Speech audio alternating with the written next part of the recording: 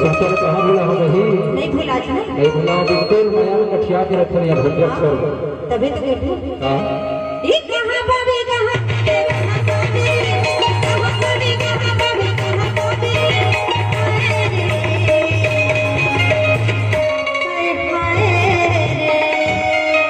पापा ये गौरी की मना गौरी की मना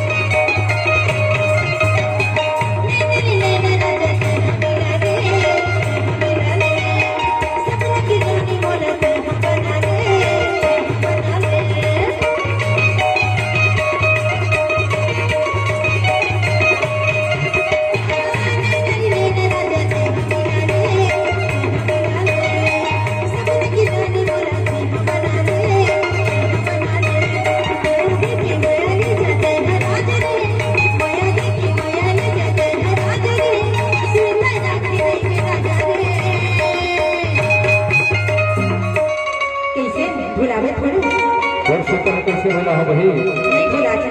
मैं तो सोच जागर उठत बैठत तोरे याद करता है। हाँ हां तका के जानता है बता इरे मन मोहना का दिल चुराए डार रे सुनत मत ना